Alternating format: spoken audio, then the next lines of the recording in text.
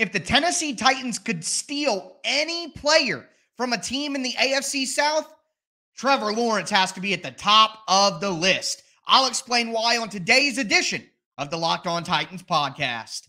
Let's get it. You are Locked On Titans, your daily Tennessee Titans podcast, part of the Locked On Podcast Network, your team every day.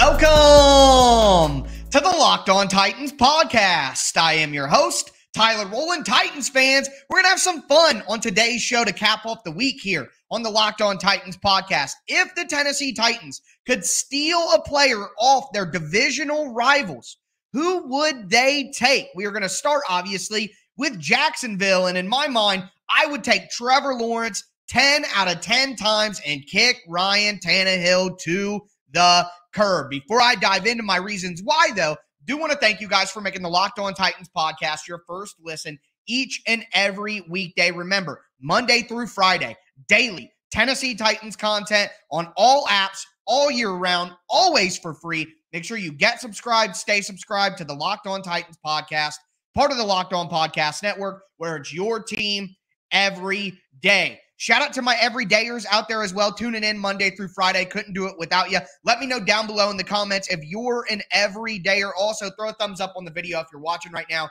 Helps the channel out a lot. And like I said, the show is always free.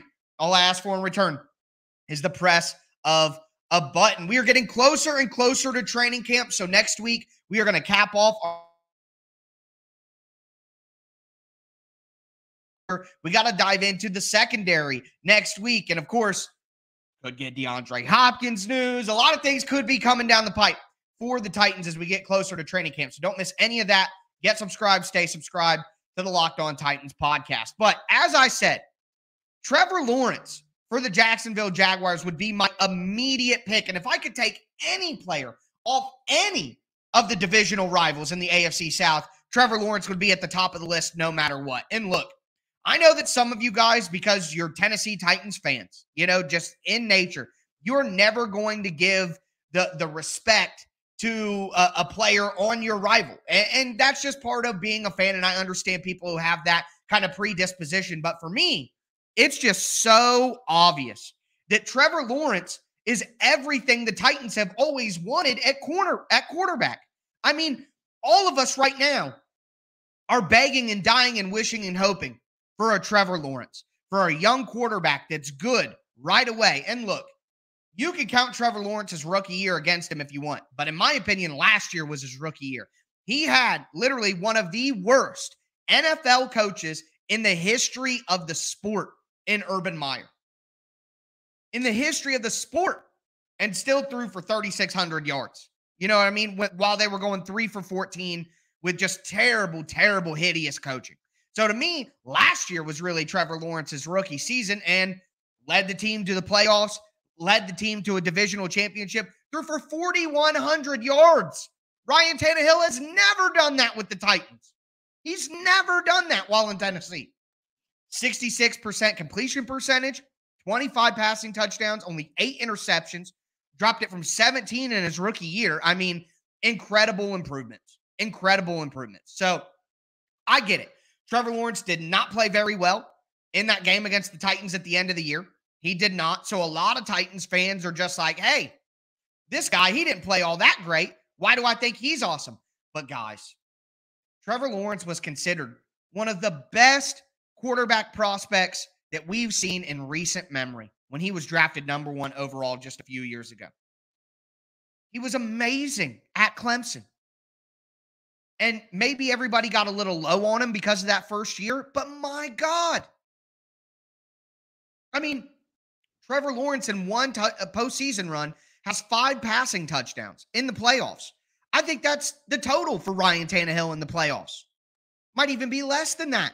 So, Trevor Lawrence, young. I think Trevor Lawrence is already a better player than Ryan Tannehill right now. No question about it in my mind. There is not one person on this earth who doesn't root for the Tennessee Titans that would take Ryan Tannehill over Trevor Lawrence? Right now, not even to mention their age. Not even to mention they can get better, and Trevor Lawrence is young and will get even better and go forward. Trevor Lawrence is already a better playoff performer than Tannehill. He's already a better player than Ryan Tannehill. I would cut Ryan Tannehill so fast if I could add Trevor Lawrence to this team. We just have to cut the crap, be honest with ourselves. All of us would die for a Trevor Lawrence, man. Figuratively speaking, of course. You know what I mean? But I have been waiting for a Trevor Lawrence on the Titans my entire time I've been a fan, 25 years. All I've wanted was a Trevor Lawrence. And the Titans have never gotten one. I mean, they've never had one. So I don't see how there's any argument here. I think if you say that there is an argument for somebody else, or you would say you would take Ryan Tannehill over Trevor Lawrence, you're just lying to yourself. Again, if nobody who isn't a Titans fan would agree with you, then maybe it's time to examine what you think there. But to me, hands down, it's Trevor Lawrence. That's the number one player I'd take off a different team in the AFC South. And when it comes to Jacksonville, obviously, that would be the choice. But there were some other options I at least thought about. Calvin Ridley would help. Christian Kirk would help, wide receiver, obvious. And then Travon Walker. I just believe that Travon Walker is a versatile piece. He could be an even better version of Harold Landry. He's, number one pick pedigree, so that makes sense. I considered those names, but, this is a slam dunk for Trevor Lawrence. If you disagree with me, let me know down below who you would go with from the Jacksonville Jaguars. But we're going to move forward and talk about the Houston Texans. And I think that's pretty much a slam dunk as well. But before we get into all that, I do want to let you guys know that today's episode is brought to you by eBay Motors. Our partners at eBay Motors have teamed up with Locked On Fantasy Football host Vinny Iyer to bring you some of the best fantasy picks each week all season long. Whether you're prepping for a draft or just scouting the waiver wire, every week we're going to provide you players that are guaranteed to fit on your roster. So with draft prep underway for the upcoming season, let's see who Vinny has picked out for us on this week's eBay's Guaranteed Fit Fantasy Picks of the Week. When you're looking at your first overall pick in your fantasy drafts in 2023, it is okay to get downright giddy about doing the gritty, and that means picking Vikings wide receiver Justin Jefferson. He is going to be a guaranteed fit for your roster. I have the first pick in one of my fantasy drafts this year, and I am going to be selecting Justin Jefferson. Over the past 2 seasons, Jefferson has led the NFL in both receptions and receiving yards. He's going to continue to be a dominant number one option and a target monster in Minnesota.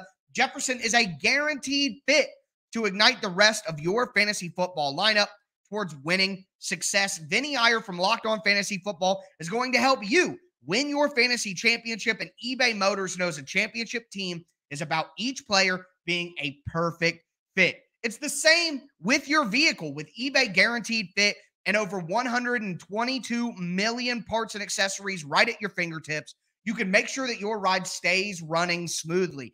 Air filters, brakes, batteries, taillights, alternators, shocks, struts, you name it. eBay Motors has it, and they'll make sure it's the right fit for your car because eBay Guaranteed Fit helps you understand exactly what part you need for your vehicle the first time. So go forth, switch gears, crank the AC, say goodbye to sweating it if your ride needs a little fixing up, because now you'll know that you'll always be set up for success from the get-go. With eBay Guaranteed Fit, everything your vehicle needs is just a click away. For the parts and accessories that fit your vehicle, all you got to do is look for the green check mark. Get the right parts, the right fit, and the right prices at ebaymotors.com. Let's ride. eBay Guaranteed Fit, only available to U.S. customers. Eligible items only. Exclusions apply.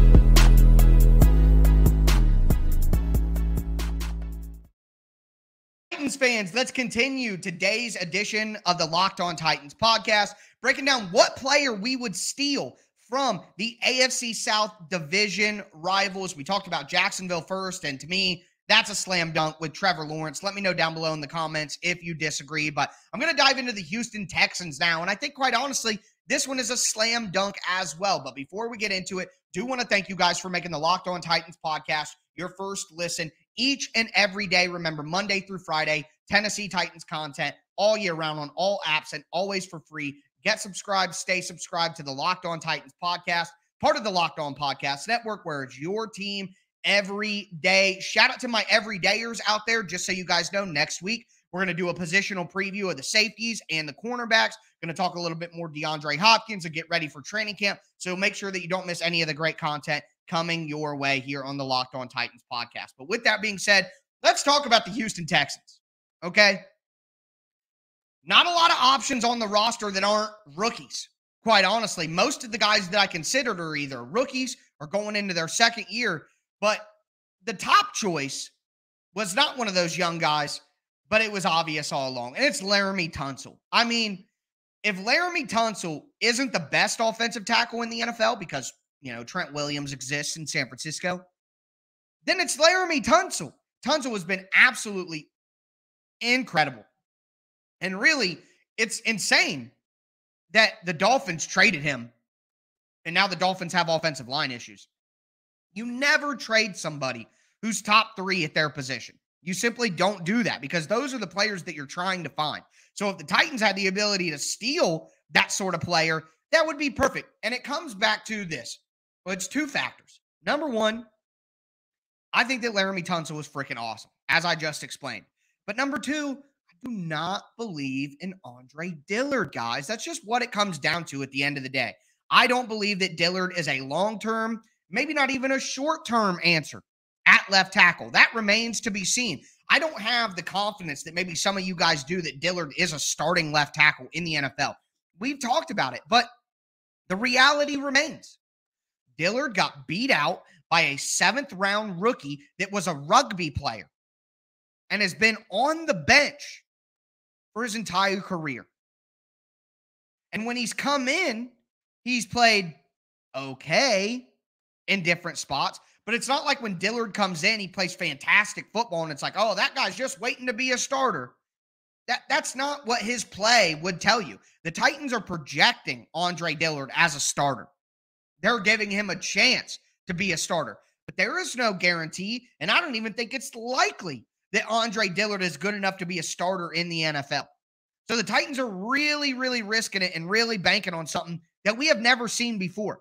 So if you want to get in the comments and tell me there's no way you'd take Tunsil because they have Andre Dillard, that to me is the same thing as saying there's no way that you would take Trevor Lawrence because the Titans have Ryan Tannehill. It's insanity. It's insanity. So to me, this one wasn't really that hard. Looking up and down the Texans roster, I mean, outside of Derek Stingley at cornerback, who I definitely consider. I think Stingley has a ton of talent, obviously drafted number 3 overall last season or last draft. Stingley had an up and down rookie year, but I think a lot of that has to do with the situation the Texans were in. Terrible coaching, bad team, bad roster. Stingley guy coming from LSU. You think he's going to give his all? I don't know. That's doubtful. So Stingley was an option because I think he is going to be a very good cornerback in the league. And Christian Fulton's going to be gone after the year. Sean Murphy-Bunting's on a 1-year deal. The Titans still need cornerback depth badly. But outside of him, you got to look at the top 2 picks that the Houston Texans had in this year's draft. Will Anderson, I still think, and this is why I was okay, if the Titans missed out on the offensive lineman, I was okay with them going with an edge rusher, whether it be Lucas Van Ness or whether it be Tyree Wilson dropping down, something like that. I would have been okay with the Titans going with edge rusher if they couldn't get one of the top offensive linemen. Because honestly, Harold Landry's coming back off an ACL, and Harold Landry was never a top-tier isolated pass rusher. He's more of a versatile chess piece type player. That's where his value comes from. He's not like a pure number 1 dominant pass rusher. And Arden Key and Rashad Weaver have both shown that they're more role players, in my opinion, than actual starters. So if the Titans had a bona fide, certified number 1 edge rusher that was a threat to get 15-plus sacks every year, that would be huge. And I think Will Anderson maybe has the chance to be a guy like that. So I definitely considered that option as well, and that was on the table. But if you really made me skip on Laremy Tunsil, and you really made me take somebody from the Texans, it would be the player that I think should have ended up with the Titans all along, and that's CJ Stroud. If the Texans would have just done one more boneheaded thing and taken Will Anderson. Oh, man. I fully believe, and quite honestly, I have double sourced at this point, that the Titans were going to trade up to number 3 to get CJ Stroud. That was the plan. And I'll always know in the back of my mind that they were just one pick away from having Stroud on the team. And maybe Stroud doesn't work out. Maybe it's not good in Houston, all of that, but I just think it's going to be incredibly tough for the years to come for the Titans having to go against Stroud and Trevor Lawrence, man. I mean, I believe in those guys. I believed in them before they got drafted. I believed in them when they were in college, and I believe in them now. So if I didn't take Tunsil, I would take Stroud. But at the end of the day, Stroud is a rookie, and I think for this season, Tannehill will be a better player. So, but just this year. Ask me next year, and I bet my answer could be pretty different. But with that being said, that is the Jaguars. That is the Texans. It's time to talk about the Indianapolis Colts. And my God, it was a much, much tougher decision than I anticipated going through the Colts roster. But before we get into that, do want to let you guys know that today's episode is brought to you by Bird Dogs.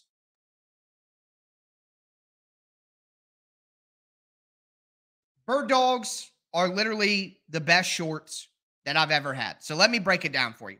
I have 2 pairs of athletic shorts that are like workout shorts. They're absolutely fantastic. And then I have a pair of khaki shorts, but they're the same material as the workout shorts. So they're incredibly breathable. They're incredibly flexible. They're sweat wicking as well. So they're not going to stink and get all gross and be hard to dry out in the summer. Think about that. Cotton shorts, that are restrictive and boxy and look dumb on you. Never again.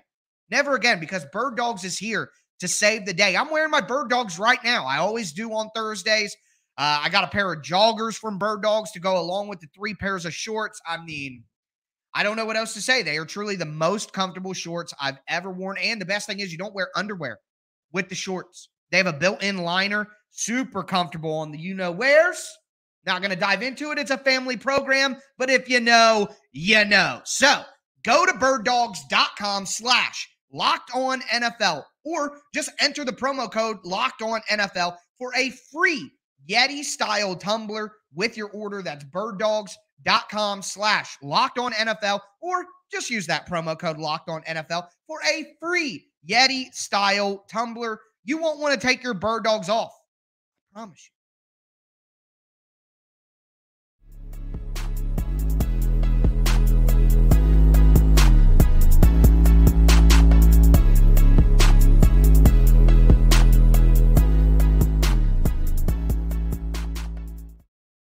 Titans fans, let's cap off today's edition of the Locked On Titans podcast. We're doing players that we would steal off the Titans' divisional rivals. Talked about Trevor Lawrence to start. Talked about Laremy Tunsil in the middle section. Now I want to finish off with the Indianapolis Colts. And my God, this was a lot tougher than I expected. But before we get into it, do want to thank you guys again for making the Locked On Titans podcast your first listen each and every day, Monday through Friday. Tennessee Titans content all year round on all platforms, always for free. Make sure you get subscribed, stay subscribed to the Locked On Titans podcast, where it's your team every day. And of course, shout out to my everydayers out there as well. But I know that like the immediate name that comes to mind when you think about the Colts roster is Quentin Nelson.